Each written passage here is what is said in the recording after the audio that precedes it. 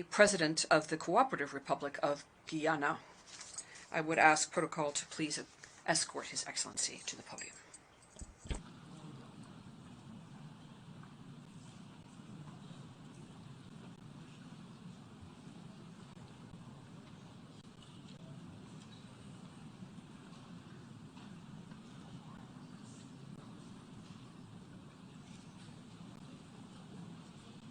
Au nom de l'Assemblée générale, On behalf of the General Assembly, I have the honor of welcoming His Excellency Mohammed Irfaan Ali, President of the Cooperative Republic of Guyana, and I invite him to address the Assembly. Mr. President, I extend my heartfelt congratulations on your election as President of the 77th session of the United Nations General Assembly. I'm confident that your stewardship will lend further credence to the impactful role of multilateralism in resolving global challenges. I thank your predecessor, Mr. Abdullah Shahid, for his shrewd leadership over the past year. I had the distinct privilege of welcoming him recently to Guyana and benefiting from his experience in championing an inclusive future for our youth. Congratulations to him, the Secretary General, and the General Assembly for the recently passed resolution on the establishment of a United Nations Youth Office. 1 month ago in Guyana, I launched the Youth Advisory Council as part of my government's commitment to ensure the involvement of young people in decision-making and development as the government work towards building Guyana's future. We are living in a troubled world which has lost its balance. Indeed, our collective actions as leaders today will convey to the next generation that their aspirations, their future, and that of the planet are worth fighting for. The international community is facing a series of interlocking challenges: a global pandemic, climate challenges, energy and food crisis, and interstate conflicts. As a consequence of the pandemic, approximately 97 million more persons are living on less than $1.90 per day, significantly increasing the global poverty rate and inequalities. The developing world lost revenues and income that were earmarked for the achievement of many sustainable development goals, pushing us further away from our 2030 targets. A UN report in March 2022 spoke definitively to the unequal distribution of COVID-19 vaccines and its impact on widening economic disparity between the rich and the poor. The study found that low-income countries could have increased their GDP by $16.7 billion in 2021 if they had a similar vaccination rate as high-income developed countries.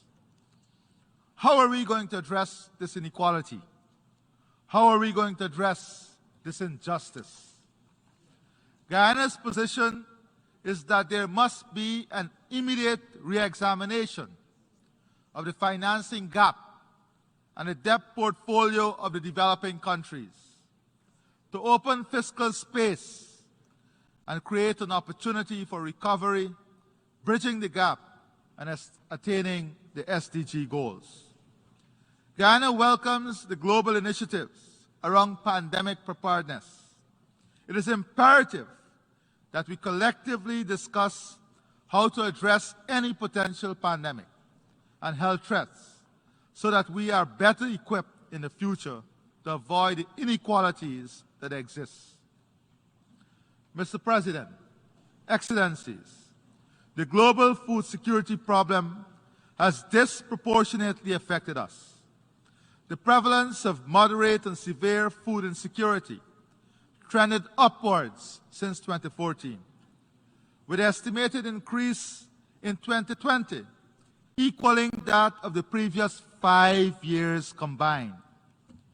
In 2020, 2.37 billion of the world's population were food insecure. Additionally, the World Food Programme and FAO warned that acute food insecurity would worsen in 20 hunger hotspots from June to September 2022. Since the start of the pandemic, global food prices have surged by 65% and are expected to remain high in the medium term as a result of supply chain constraints, a hike in energy costs, higher shipping costs, climate issues, the war in Ukraine, and the fertilizer crisis. Further, since the onset of the Russia-Ukraine war, global food prices increased sharply, reaching an all-time high in February 2022. The FAO projects that the production of cereals, a crop relied on the most in the world, would decline by 40 million tons, or 1.4% when compared to the preceding year. The global food import bill trajectory is a whopping 1.8 trillion this year, a record high. The global food import bill is projected to rise by 51 billion from 2021, 49 billion of which reflects higher prices. The question is, what are we going to do about this? Can the reversal of export bans on rice and wheat and freeing up of grains help the situation? The answer is a resounding yes. For example, export bans of rice from India and wheat from Russia contributed to a price increase of 12.3% and 9% for rice and wheat respectively. As world leaders, we must find the balance now.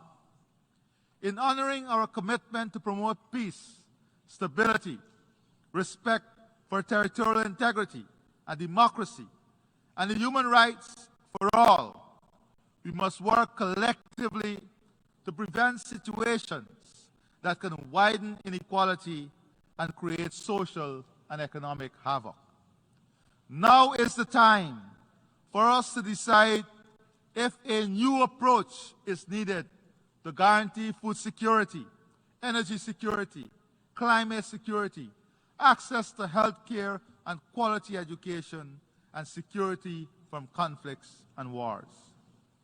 According to the World Bank and Global Trade, between January to February 2022, 135 policy measures were announced or implemented that affected trade in food and fertilizer. During the same period, 34 nations imposed restrictive export measures on food and fertilizers. The questions therefore are whether globalization is only applicable under normal conditions, or whether it is opportunistic and its application, and when a crisis arises, we lock ourselves in and forget about multilateralism and globalization. The evidence is glaring. COVID-19 vaccination and now access to food and fertilizer. A welcome initiative is the FAO's Global Food Import Financing Facility, which seeks to respond to the prevailing soaring food import costs and addressing the needs of the most exposed.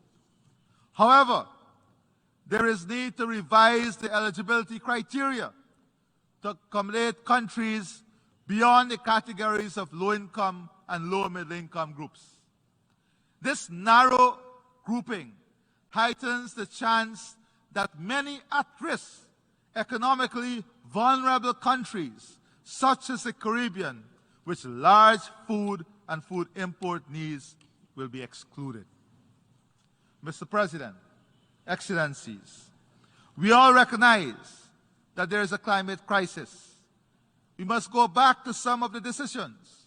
For example, in COP26, we agreed no more coal-fired power projects. What is the reality? While policies and planning for climate change adaptation are expanding, according to the Adaptation Gap Report 2021, the Gathering Storm, financing and implementation are still far behind. Financing of adaptation and implementation are still far behind where they should be. The analysis shows the costs of adaptation are most likely to be higher than the predicted range of US 140 to 300 billion annually by 2030, and US dollars 280 to 500 billion annually by 2050 for developing nations. In 2019, US dollars 79.6 billion was allocated to developing nations for planning and carrying out mitigation and adaptation measures. The gap between predicted adaptation costs and existing public adaptation financial flows is generally growing and ranges from 5 to 10 times more. The paltry 100 billion pledge and the failure to meet it must be viewed in the context of the likely costs of climate change, climate action for mitigation, adaptation, and addressing loss and damage.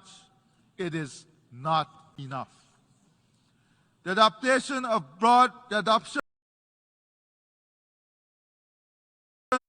broad rules on carbon markets in Glasgow has the potential to unlock critical resources for forest-rich countries.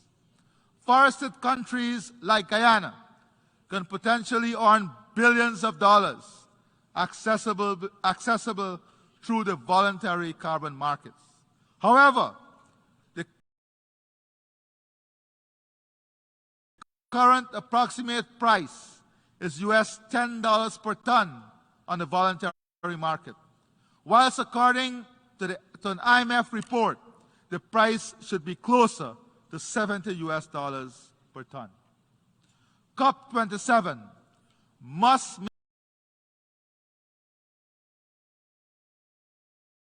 make progress in refining the rules for the implementation of Article 6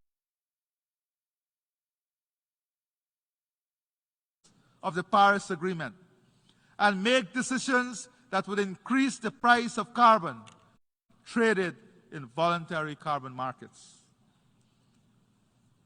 Mr. President, Excellencies, the world is also faced with an energy crisis. In 2019, almost 10% of the world's population did not have access to electricity. Electricity generated by fossil fuel increased by 178% from 2000 and 2021. Electricity generated from coal increased by 173% from 2000. Based on a recent energy outlook from the US Energy Information Administration, coal-fired generation is expected to be a key energy component as a result of several factors, including a drop in the share of natural gas and rising oil prices. Whilst all of this is occurring, the global energy demand is projected to increase by 47% in the next 30 years. According to the IEA, global electricity demand grew by 6% in 2021 and is projected to grow by 2.4% in 2022, of which only 50% is exempt from non-renewable energy sources. Furthermore, analysis by the IEA indicates that getting on the path to net zero emissions by 2050 would require a threefold increase in the current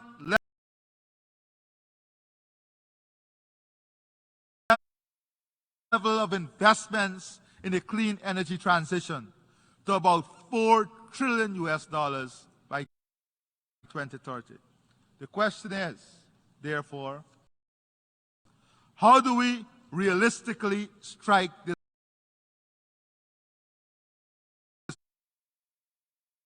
balance? This conversation must be practical, comprehensive, and fact-based.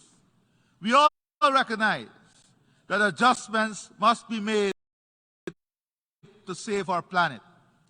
But how will we craft this adjustment, considering the energy and food crisis, which are also critical, and ensure that inequality and access do not widen?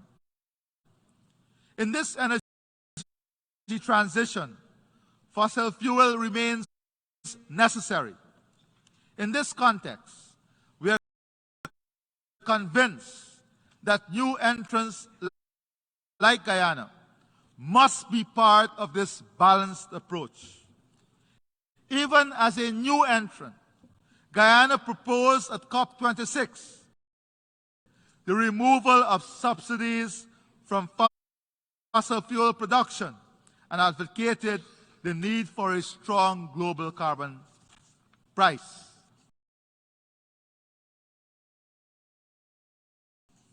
We, however, do not believe that new entrants should be punished by removing access to financing and increasing costs of financing. This, in effect, will protect an existing monopoly, drive up the cost of investment, and deliver a higher price product. Mr. President, Excellencies, we are committed to building a Guyana that addresses issues of food security, climate change, energy security, and inequalities within our country and the region. Under the banner of One Guyana, my government has embarked on many initiatives to help bridge the gaps of inequality and access. We are on a path to reduce Guyana's food import bill and increase food security through increased cultivation and investment in new technology, climate-smart agriculture, all aimed at positioning Guyana as a leading food producer in CARICOM, providing incentives, capital, land, and opportunities for youth and women to participate in agricultural transformation. To this end, you've earmarked 35% of all new agro-businesses to be led by women and have increased youth participation in agriculture with the use of technology by more than 40%. We are pursuing a low-carbon development strategy which aims at creating a model for value ecosystem services and sustainably developing and managing the blue economy, investing in clean energy and stimulate low-carbon growth, protecting against climate change and biodiversity loss, alignment with global climate and biodiversity goals. Our forests, which is the size of England, stored 19.5 gigatons of carbon with a deforestation rate of less than 0.05%. We intend to continue the sustainable management of our forests as a key national and global good. Having already achieved net zero, we are working steadfastly in our transition from a 2020 status of 95% dependence on heavy fuel oil and diesel to an energy mix which includes hydropower, solar, wind, and natural gas, from which more than 500 megawatts of new generating capacity will come on stream, of which 87% of this generated energy will be from clean and renewable sources. Human resource transformation through education is a key driver of our development. The achievement of inclusive and equitable quality education and promotion of lifelong learning opportunities are all inextricably linked to attaining our sustainable development goals, including full employment, poverty eradication, and gender equality. Access to free, quality primary and secondary education will communities in infrastructure, education, training, healthcare, and installing internet access capabilities. And we have commenced the training of our workforce for 2030 and beyond. Soon, we will be offering coding skills at our primary school, primary and secondary levels. Mr. President, Excellencies,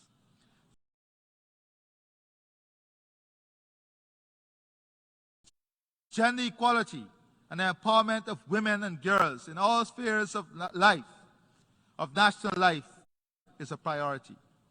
We are committed to ensuring equal access to education for girls and boys. Indeed, more girls are attending school in Guyana and graduating from university. Our focus now includes ensuring that our boys are not left behind. We have initiated several programs to create earning and employment opportunities for women and promote their financial independence. Recognizing and eradicating discrimination and gender-based violence. To achieve balanced growth and sustainable and resilient development for Guyana, our strategies must focus on developing a diversified economic base, strengthen our agricultural and food production system, human resource transformation, investing in the social sector to deliver world-class health, education, and housing for all our people, ensuring an inclusive and equitable society in which prosper for the rule of law. Mr. President, Excellencies, as part of the global family, Guyana subscribes to a rule-based international order, as well as the need for resurgence of political will and commitment to protect the multilateral architecture. We are deeply concerned about the number of persons living in conflict situations.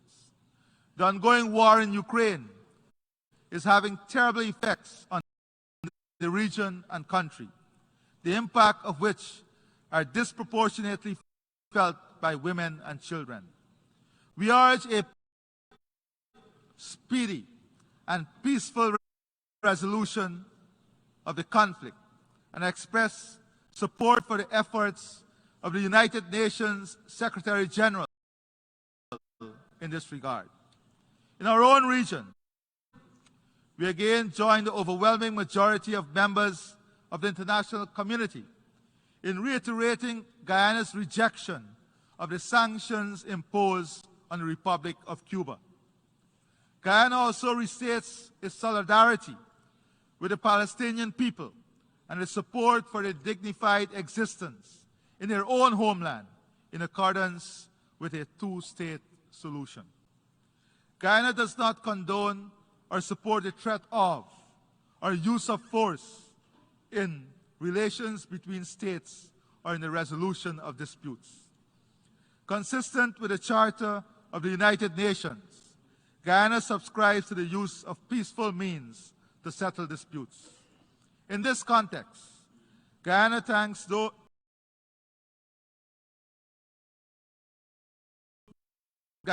those who have already expressed support for a candidature for non-permanent membership of the UN Security Council. In the matter of Guyana's sovereignty and territorial integrity, challenged and threatened by Venezuela as it is, we remain, to quote the Secretary General at the opening of the general debate yesterday, and I quote, committed to make the most of every diplomatic tool for the pacific settlement of dispute as set out in the Charter of the United Nations, end of quote. In this case, judicial settlement as determined by the Secretary General himself. The world's nations can be assured that Guyana shall remain true to those peaceful processes and deny every effort to depart from them. The International Court of Justice has already affirmed its jurisdiction in the matter. Mr. President, Excellencies, this Assembly must reinvigorate the spirit of multilateralism in finding solutions to the extant challenges which bedevil the global community of states. I close by reminding us all of an old quote: a hungry man is an angry man. Global inequality is linked to global security, and global security is linked to the prosperity of all of humanity. I thank you, and God bless you. On behalf of the Assembly, I wish to thank the President of the Cooperative Republic of Guyana for the statement just made, and I request protocol to escort His Excellency. We have heard the last speaker in this meeting, the 7th plenary meeting to continue with the general debate.